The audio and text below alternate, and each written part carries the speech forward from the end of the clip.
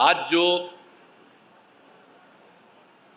इंदिरा गांधी आयुर्विज्ञान संस्थान IGIMS में आयोजित हो रहे कार्यक्रम में माननीय केंद्रीय मंत्री एवं भारतीय जनता पार्टी के राष्ट्रीय अध्यक्ष आदरणीय श्री JP नड्डा जी पधारे हैं। मैं उनका अभिनंदन करता हूं, मैं उनका स्वागत करता हूं। सर्वप्रथम हर तरह से वो काम करते रहे हैं और उनके साथ ही यहाँ पर उपस्थित सभी लोगों का अभिनंदन करता हूँ। अब IGIMS यहाँ जो है उसकी स्थापना 1984 में हुई थी। शुरू में तो कुछ काम हुआ, लेकिन कुछ वर्षों के बाद यहाँ की व्यवस्था बहुत खराब हो गई थी। हम लोग जब 2005 में सरकार में यहाँ पर आए तो इस संस्थान के सुधार पर हम लोग तो आ करके देखे थे, पहले भी जान रहे थे। हम लोग दोनों पार्टियों के लोगों ने मिल करके देखा और देख करके देखा कि ठीक से काम नहीं हो रहा है, तो इसीलिए हम लोगों ने पूरा ध्यान दिया गया और हम लोगों ने ये कर दिया कि लोगों के इलाज के आधुनिक व्यवस्था की जाए। अब बड़ी संख्या में डॉक्टरों की पोस्टिंग की गई यहाँ और आई बैंक एवं आधुनिक किडनी ट्रांसप्लांट यूनिट स्थापित किया गया। हार्ट के मरीजों के लिए एडवांस कार्डियल सेंटर बनाया गया। यहाँ पर स्टेट कैंसर इंस्टीट्यूट की भी स्थापना की गई। बाल हृदय योजना के तहत कुछ साल पहले हम लोगों ने उनके हृदय में क्षेत्र की जो भी था, हृदय में क्षेत्र से पीड़ित बच्चों की निःशुल्क इलाज राज्य सरकार के द्वारा हमने खर्च किया और अहमदाबाद के सत्य साई अस्पताल भेजा गया। लेकिन उसके बाद जो हम लोग कर रहे थे तो हम लोगों ने यही कहा कि कुछ बिहार में भी होना चाहिए। तो यहाँ पर आज जो हम लोग हैं IGIMS में इसका काम शुरू कर दिया गया और एक दूसरा जो है बिहार में IGIC Indira Gandhi institute of cardiology इसमें शुरू हो गया। अब बाहर भी बहुत कम लोगों को भेजना पड़ता है, लेकिन यहाँ पर दोनों जगहों पर काफ़ी अधिक संख्या में लोग आते हैं और लोगों का सब कुछ ठीक ठाक हो रहा है, इलाज हो रहा है।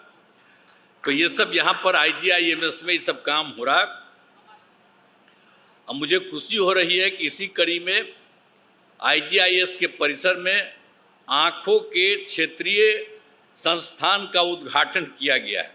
तो आप सोचिए, आँखों के क्षेत्रीय संस्थान का आज उद्घाटन साहब ने किया है, आदरणीय JP नड्डा जी।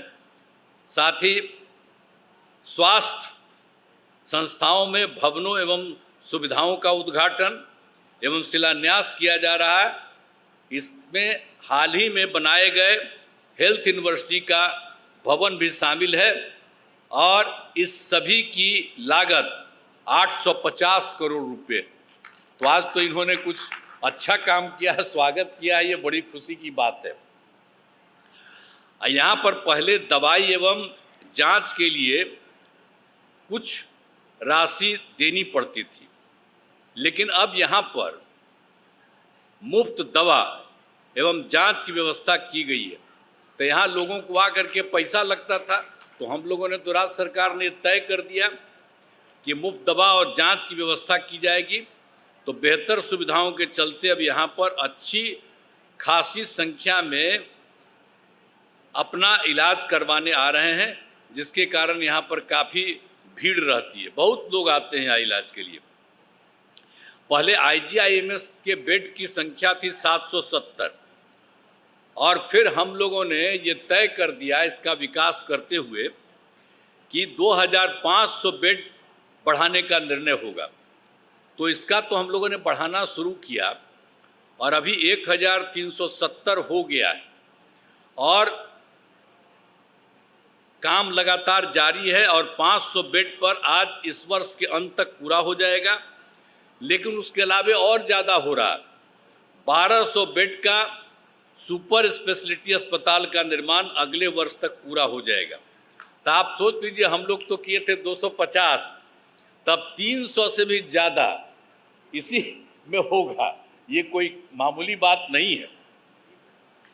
तो सब कुछ होगा, 3000 से ज़्यादा होगा।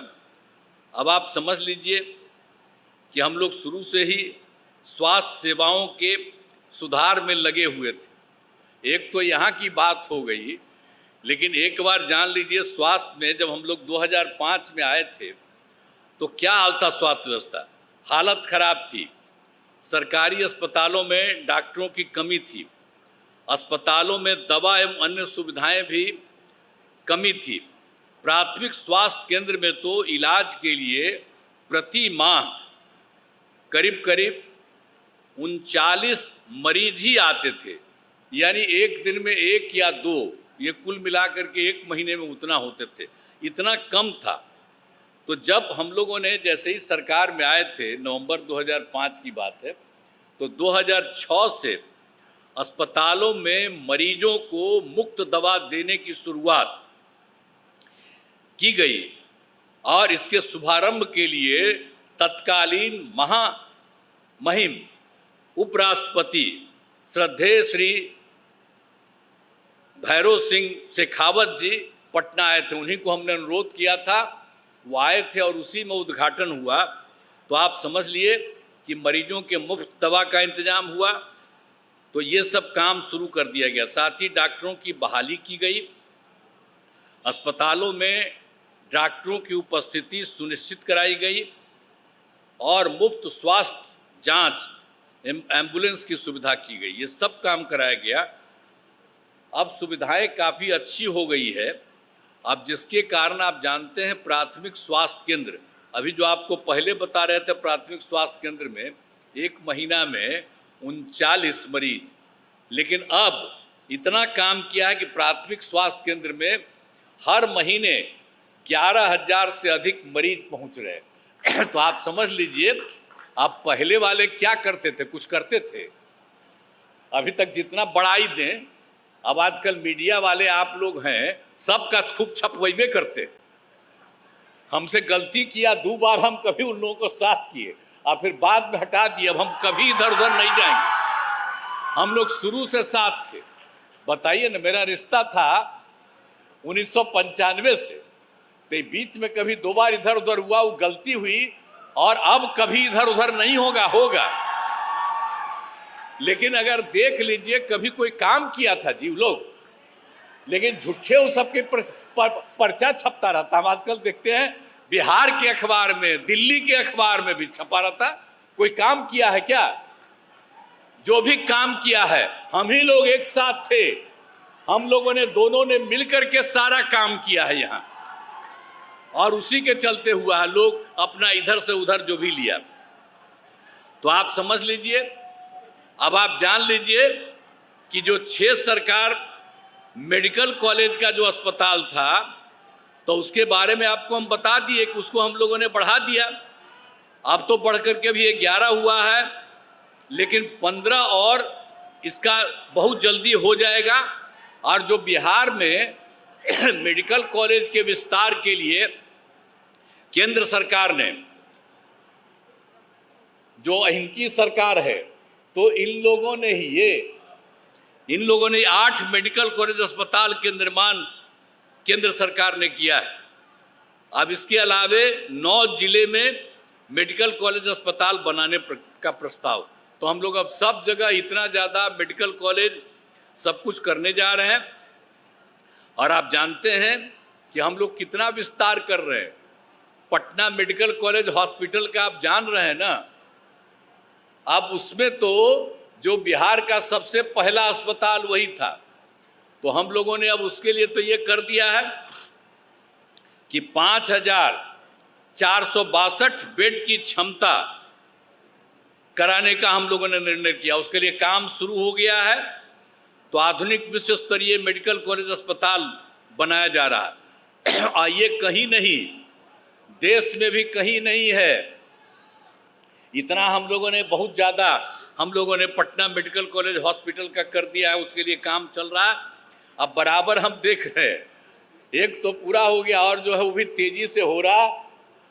ये बैठे हुए हैं यही, इन्हीं को लेके हम जाते हैं और इनको हम कहते रहते हैं कि जल्दी से जल्दी करिए। तो हमको कह दिए कि अगला बार के पहले ये सब काम वहाँ पर कर देंगे। तो आप जरा बताइए, पटना मेडिकल कॉलेज हॉस्पिटल में 5,462 का अस्पताल होगा। लेकिन उसके अलावे कुछ जगह और भी हम लोगों ने किया। अभी यहाँ पर तो जो बात की है उसके लिए 250 तो 300 से ऊपर हो रहा है यहाँ। लेकिन इसके अलावे और नालंदा मेडिकल कॉलेज एवं अस्पताल जो पटना का है वहाँ, दरभंगा मेडिकल कॉलेज अस्पताल, श्री कृष्ण मेडिकल कॉलेज अस्पताल मुजफ्फरपुर, जवाहरलाल नेहरू मेडिकल कॉलेज अस्पताल भागलपुर, अनुग्रह नारायण मेडिकल कॉलेज अस्पताल गया को भी 2,250 बेड के मेडिकल कॉलेज एवं अस्पतालों में विकसित किया जा रहा है। तो हम लोग अब इतना सब कब काम कर रहे हैं, सारा काम करेंगे।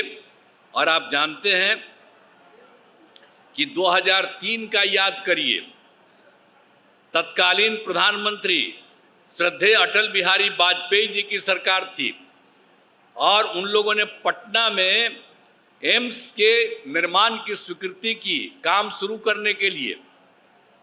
और अब पटना एम्स कितना सुंदर बन गया है, बहुत अच्छा काम हो रहा है तथा प्रतिदिन हजारों लोग इलाज करा रहे हैं। अब इसके अलावे केंद्र सरकार ने 2015 में एक और बिहार के लिए तय कर दिया। तो उसमें तो हम अनुरोध किए थे कि भाई पटना के बाद दूसरा जो है बिहार का दरभंगा है, तो दरभंगा को ही मान लीजिए, उसी को कर दीजिए। तो हम तो आप देख लीजिए, इस पर आप जो पहले एम्स के रूप में परिणत कर दिया गया, इस पर जब आप पहले केंद्रीय स्वास्थ्य मंत्री थे, यहाँ पर उपस्थित हैं, तो इन्होंने पटना आए तो उसके लिए बहुत ही तैयार भी थे। तो हमने अनुरोध किया तो इन्होंने स्वीकार किया, लेकिन आगे फिर रह गया। लेकिन बाद में केंद्र सरकार ने तय कर दिया कि नहीं, ठीक है, उस कॉलेज से मतलब नहीं है, अलग से ये बन जाएगा एम्स। तो आप जानते हैं उसके लिए हम लोगों ने करीब करीब दरभंगा में ही एम्स की स्थापना की स्वीकृति की है। 150 एकड़ भूमि चिन्हित कर लिया है और वैसी जगह इसको हम पिछले साल देखे कि बहुत अच्छा है। हम तो अनुरोध करेंगे कि सर एक बार देख लीजिए, सब लोग देख लिए, बहुत अच्छा है और तेजी से काम हो जाएगा। तो जैसे पटना में एम्स, वैसे ही दरभंगा में एम्स बनेगा। वो जगह जो हम लोग चुने हैं दरभंगा का, एक बात जान लीजिए, पूरा दरभंगा का और विस्तार हो जाएगा। आज जैसा है उससे भी बड़ा दरभंगा बनेगा और उसका रास्ता जो बना रहे आने जाने का, और उसके बगल में जाने का हम लोग तो सड़क बनवाए हुए हैं और उस सड़क का भी और चौड़ीकरण कर देंगे। तो किसी को भी आने जाने में बहुत सुविधा होगी और बहुत तेजी से वह भी बन जाएगा।